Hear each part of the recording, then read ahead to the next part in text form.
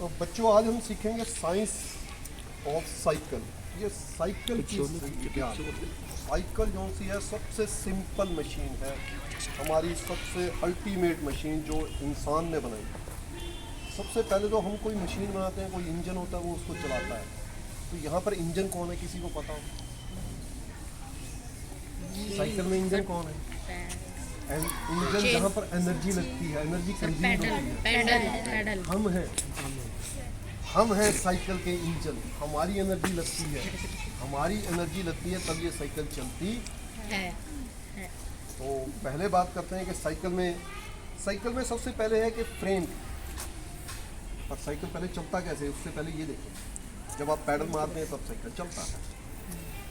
तो पैडल मारने की जरूरत पड़ती है। जब हम साइकिल को कभी भी चलाते हैं, आपने विपरीत हवा के विपरीत चलाया होगा तो आपने देखा होगा कि आपका जोर ज़्यादा लगता है।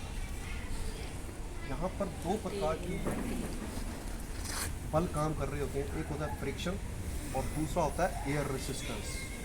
एयर रेसिस्ट कर रही है, आपकी गति को रोक रही है। जो भी साइकिल चलाएगा वो सामने वाली एयर को चीर के निकलेगा, उसको फाड़ेगा तब जाके आगे बढ़ेगा। उसको चीरना है सामने वाली हवा को।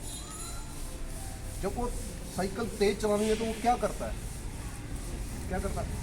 एक तो पैडल बड़ी तेज मारेगा, जोर लगाएगा पैडल, और क्या करता है आगे झुकेगा।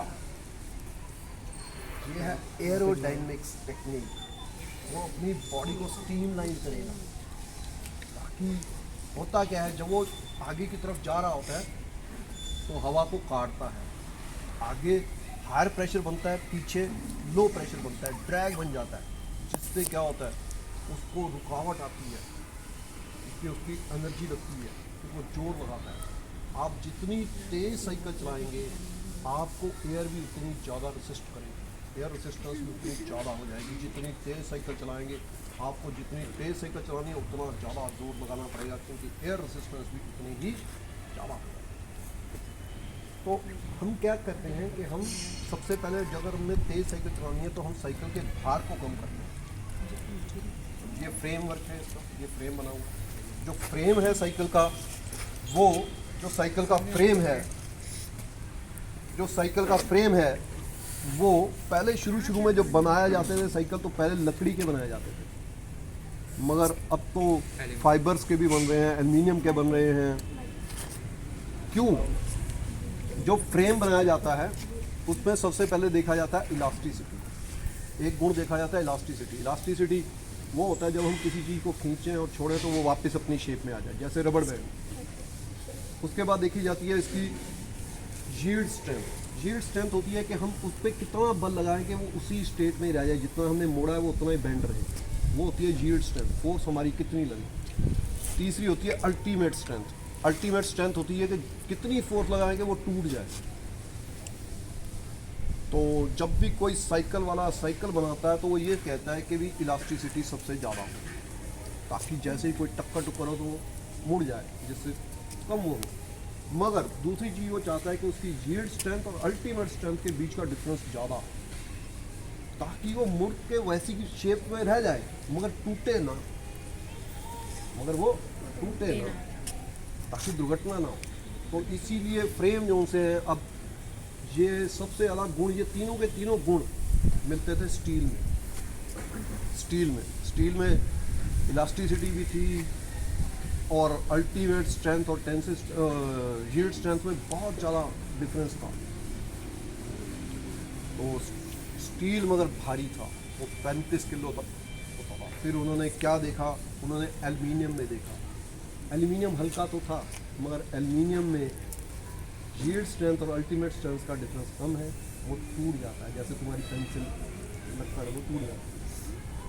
अब बात करते हैं, तो ये इस प्रकार से हमने फ्रेम फिर फाइबर्स के भी बनाए हैं। अब बात करते हैं टायर्स की। तुमने टायर्स देखे होंगे, चौड़े चौड़े टायर भी आते हैं, पतले बारीक टायर भी आते हैं। जब हम कंक्रीट की सड़क पर चलते हैं तब हमें कैसे टायर चाहिए? मोटे पतले। कंक्रीट के लिए पतले। क्यों? क्योंकि वो कम कांटेक्ट में आएंगे सर। जितना कम कांटेक्ट में आएंगे, कांटेक्ट फोर्स होती है फ्रिक्शनल फोर्स, उतनी फ्रिक्शन कम हो जाएगी। और जितने मोटे, ये किसके लिए? ये मिट्टी के लिए। ऊँट के पैर देखे हैं ना, चौड़े होते हैं, तभी वो रेत में चल पाता है। नहीं तो अगर हम पतले वाले को लगा देंगे, वो प्रेशर ज़्यादा लगाएगा, एरिया कम हो गया तो वो अंदर धंस जाएंगे।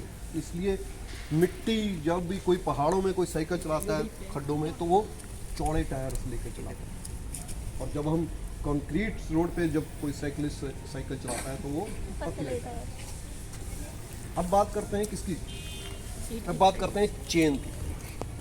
पहले तो क्या होता था, शुरू के साइकिल तुमने देखे भी नहीं होंगे, शुरू में एक ही टायर आता था और उसके ऊपर वो बंदा बैठा था, वो व्हील सेंटर से व्हील चलता था, एक रोटेशन से पूरा व्हील चलता था और बड़ी तेज चलाते थे। मगर फिर आया ये चेन सेट। चेन सेट में ये जो से स्पोक, ये अगर आप गिनोगे तो ये आगे वाले ज़्यादा होंगे, पीछे वाले कम। इससे क्या होता है, मान लीजिए ये 30 हैं और ये 10 हैं, तो क्या होगा, ये एक चक्कर लगाएगा तो ये 3 बार घूमेगा, जिससे पहिया कितनी बार घूमेगा, 3 बार।